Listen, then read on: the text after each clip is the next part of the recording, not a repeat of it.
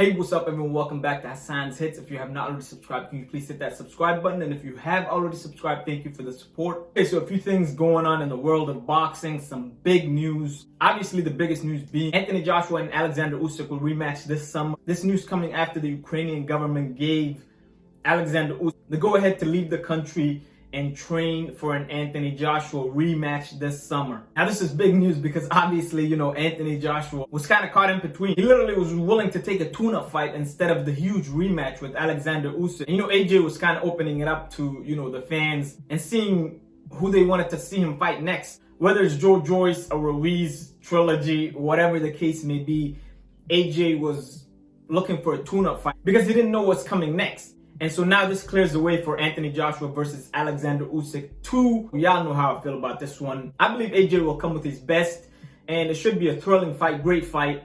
And I believe AJ gets it done. Simple as that. I think he gets it done, but we know how great Usyk is, so AJ will have to dig deep for this rematch. Now another big piece of news coming from the Australian side. George Cambosis versus Devin Haney is all but official. This is huge. Obviously, I thought Loma was going to get that fight. That would have been a bigger fight. But this is a huge fight. This is a great fight. And this could be a stepping stone for Devin Haney to take his career to the next level. Or it could be George Kambosos becoming a star in boxing.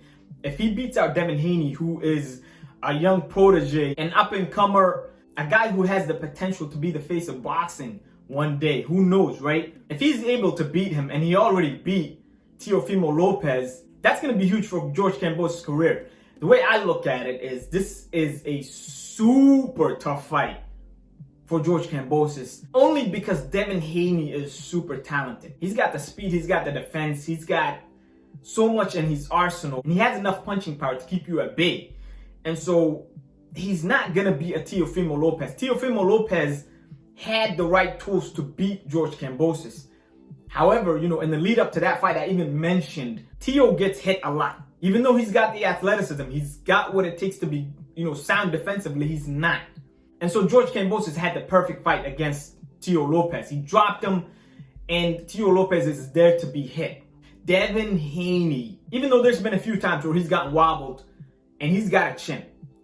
People have to understand, if a fighter gets hit clean and they get wobbled and they recover, that is a sign of a great chin. That's not a sign of a weak chin. A weak chin means you're not able to recover. And, the fight is over. You're either going to get knocked out, knocked down, can't make it back up, or wobbled and finished off with a TKO. That is a weak chin. Devin Haney has a good chin. And he has remarkable defense. And so it's going to be super tough for George Kambosos to get inside on Devin Haney and try to, dirty box him. Try to create a thrilling fight with Devin Haney because Devin Haney is going to implement his strategy. He's going to keep him at bay. He's going to use that jab. He's going to circle, circle, circle. And even if people think it's a boring fight and all of these things, he's going to implement his strategy. And I just think, Devin Haney is super talented. He's steps above Kambosos boxing-wise.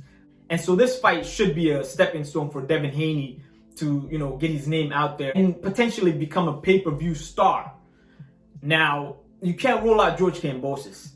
You cannot rule out George Kambosos because he calls his shots.